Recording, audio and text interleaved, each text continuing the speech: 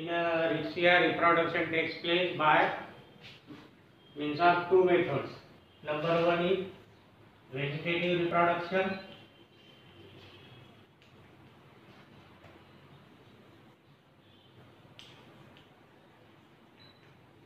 and other method is sexual reproduction.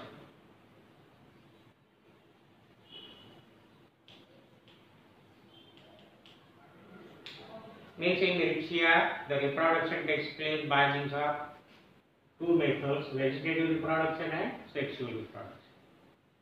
Vegetative reproduction again, it takes place by death and decay of older parts of thallus. Second method is by adventitious branches. Third method, it is by tuber formation.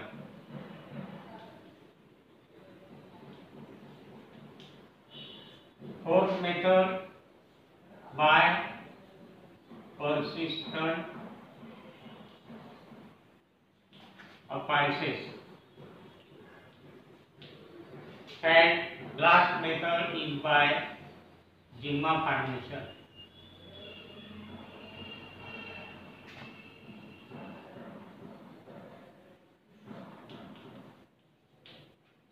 Means in Rixia, the vegetative reproduction takes place by means of death and decay of older parts of the thallus. Second method by adventitious branches. Third method by tuber formation. Fourth by persistent apices. And last one by zyma formation. In death and decay of older parts of the thallus, the plant itself, it is a dichotomously grand prostrate. That's why there are number of branches. The terminal part of the branches, they are young as compared to the older branches.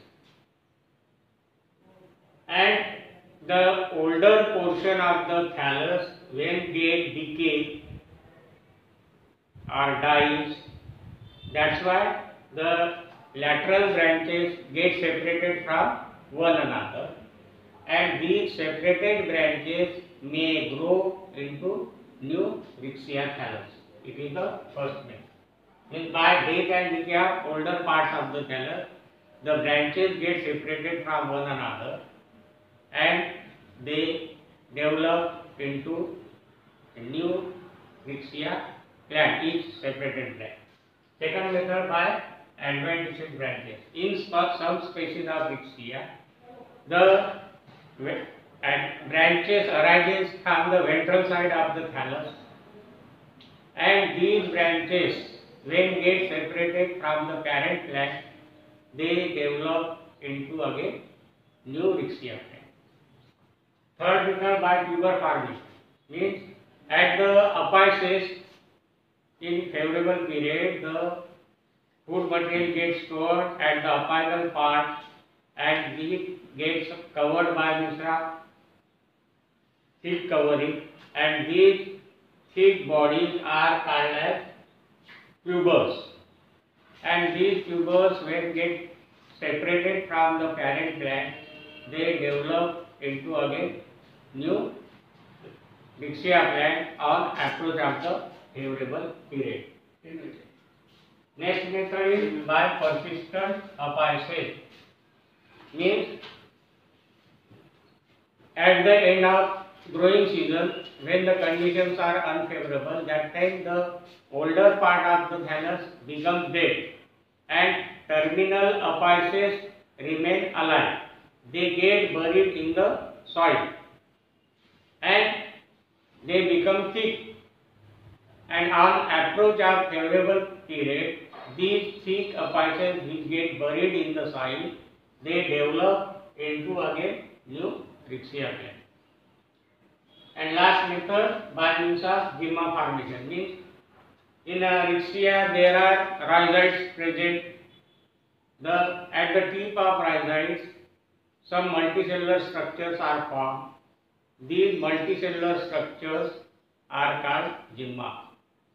These gymma, when get separated from the parent plant, they again develop into new Rixia plant. In this manner, there are 5 methods of vegetative reproduction: by death and decay of older parts, by adventitious branches, by tuber formation, by persistent apices, and by gymma formation.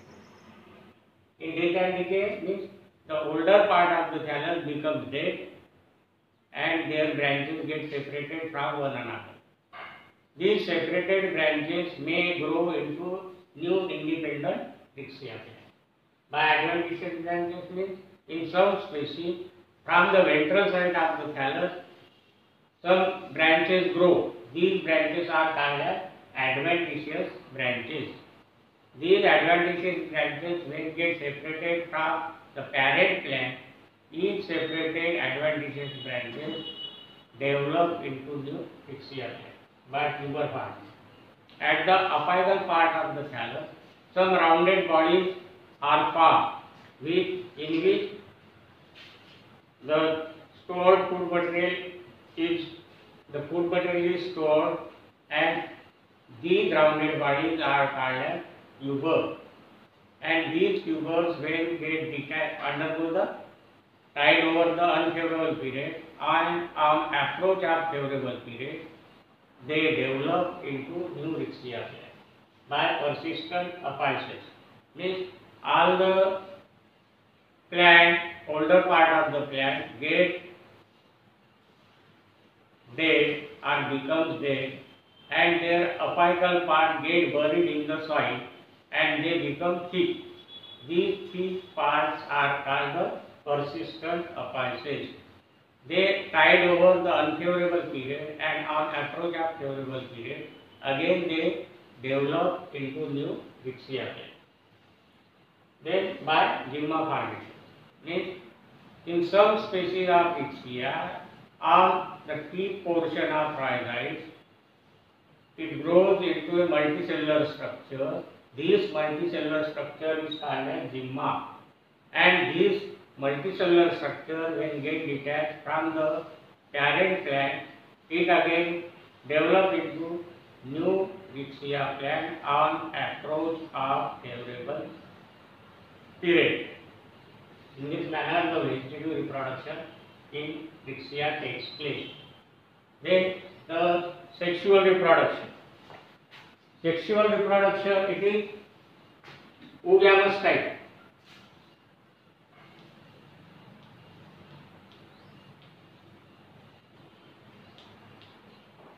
In Rixia, the sexual reproduction is oogamous type, and it takes place by means of male and female sex organs. The male sex organ is called as antheridium.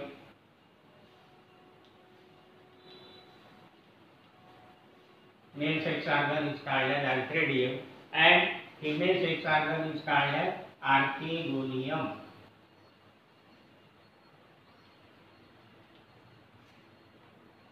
And both the sex organs may develop on a same plant. The species are called homothallic.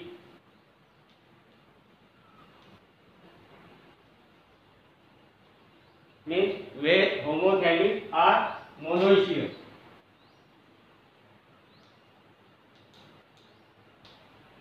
Means when male and female sex organ develop on the same plant, it is called as homothallic or monoecious.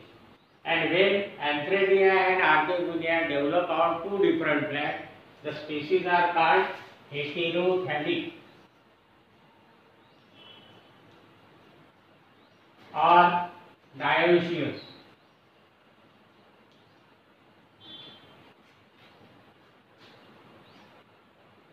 And the male and female sex organ develop on the dorsal side of the thallus in a median groove.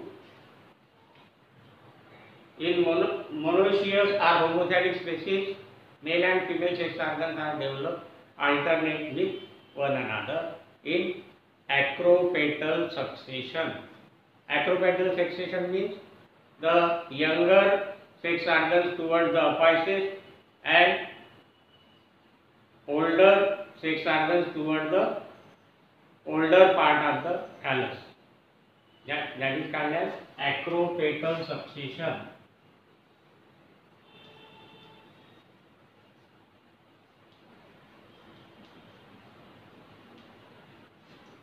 Means the older sex organs are found toward the older part of the thallus and angled toward the apical part of the thallus along the median groove on the dorsal surface of the thallus. Means in Rixia, sexual reproduction is oogamous type, means male and female sex organ are different. Male sex organ is called as antheridium, female as archegonia. When both the antheridia and archegonia develop on a same plant, the species is called as homozygotic or monoecious. And when antheridia and archegonia develop on two different plants, the species are called heterothallic or dioecious. Both the type of sex organs are developed, are produced, are formed on the dorsal side of the thallus along the median groove. Then the structure of antheridium. The antheridium, it is having a globular part and a basal stalk.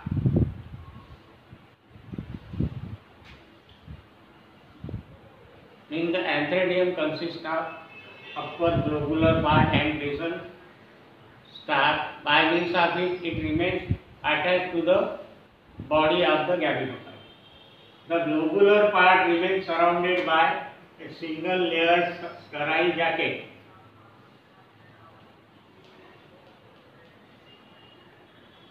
And it encloses large number of androcyte cells.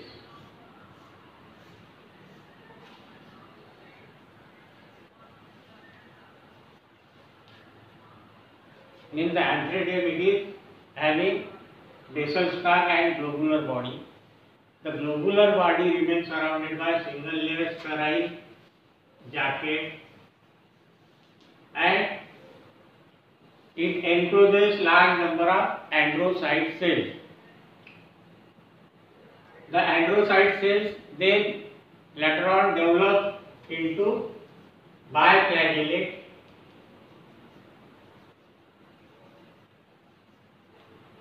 male gamete called as antherozoids. It is uninucleate biflagellate male gamete called as antherozoid. Means inside the globular body there are number of androcyte cells. These androcyte cells develop into a biflagellate antherozoid. Each antherozoid is having two flagella, uninucleate haploid structure. And the water is essential for the breaking of wall of jacket as well as for the act of fertilization. Then archegonia, these are the class-shaped structure.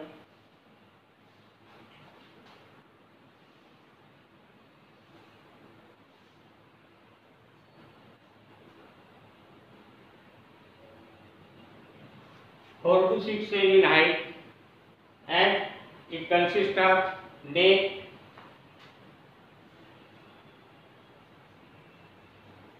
and basal swollen part and venter. In neck, it is single layer.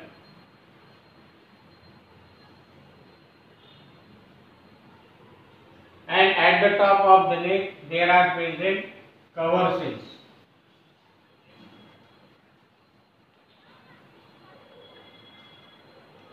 In venter, basal globular part is called as venter, in which single venter canal cell and egg cell is present. While in neck 4 to 6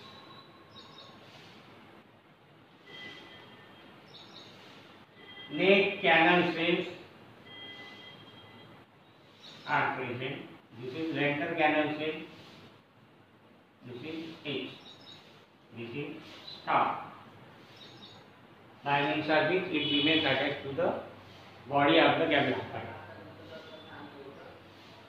With the archegonium, it is a flask-shaped structure consisting of elongated part called as neck and basal bulbous or swollen part as venter. It is neck is 4 to 6 cell in height. It is having single layered wall and it encloses 4 to 6 neck canal cells, and in venter it encloses single venter canal cell and egg cell. And the perimeter of the venter, it is 12 to 20 cells in number. Then this is the structure of archegonia. After maturity of antheridia and archegonia, the neck canal cells and venter canal cells disorganize and form a mucilaginous mass. And as the water is essential for fertilization, they absorb water. That's why they exert pressure on cover cells and they get separated out. And in lateral conditions, open passage and only A. Prior to fertilization, the neck canal cells and venter canal cells disorganized and they form a mucilaginous mass which absorb water. That's why breaking of cover cell takes place and open passage is formed. And in venter there remains a single egg. At the same time, the biflagellate anthrozoites swim in water. They swim through the groove region of dorsal surface and come near the neck of archegonia. They enter through the neck. Number of anthrozoites enter through the neck and one of the anthrozoite male gametes fuses with the egg, and after fusion it forms into a zygote. Means haploid male gamete fuses with the haploid egg cell and after fusion it forms into a diploid structure called as zygote. Means the zygote is the beginning of sporophytic generation. In this manner, the reproduction in Rixia takes place. Sexual reproduction, it is oogamous type. The male, it takes place by means of male and female sex organ. Male sex organ is called as antheridium and female as archegonia. When both the sex organs are formed on a same plant, it is the species is called as homothallic or monoecious. When male and female sex organ form on two different plants, that is male plant and female plant, the species are called heterothallic or dioecious. And the sex organs are formed on the dorsal surface along the medial groove in acrofaetal succession. Means the younger archegonia and antheridia are formed toward the apical region of the thallus, while to older archegonia and antheridia are formed toward the basal part of the thallus. Then structure of antheridium. Each antheridium, it is a having basal stalk and globular body like a table tennis bat, and it by stalk it remains attached to the tissue of gametophyte. The globular part remains surrounded by a single layer sterile jacket and it encloses large number of cells called as androcyte cells. Then each androcyte cell later on develops into a biflagellate uninucleate haploid male gamete called as antherozyte. At the time of fertilization, the antheridia which are present in a cavity called as antheridial chamber, water enters. That's why the jacket cells absorb water, they become soft, and breaking of jacket layer takes place and antherozytes get liberated out. They come out through the opening and they swim in water. Likewise, the structure of Archaeogonium, it is flask-shaped structure having elongated neck and lower bulbous portion called as venter. And it remains covered by means of cover cells, 4 cover cells at the top. Neck encloses 4 to 6 neck canal cells, while the venter encloses single venter canal cell and egg cell. The archegonium remain attached to the tissue of gametophyte by means of stalk. After maturity of archegonium, the neck canal cells and venter canal cells disorganize and form mucilaginous mass. And they absorb water, that's why they exert pressure and cover cells get separated and passage is formed. At the same time, in fertilization, the swimming antherozytes come near to the neck of archegonium. They enter through the neck. Number of antherozytes enter through the neck into the venter. Out of number of antherozytes are male gamete. One of the male gametes fuses with the egg. After fusion, it forms into a zygote. Zygote, after fertilization, it becomes diploid in nature because the haploid male gamete fuses with the haploid female gamete. After fusion, it forms into a diploid zygote. Then zygote is the beginning of sporophytic generation. This is about the vegetative as well as sexual reproduction.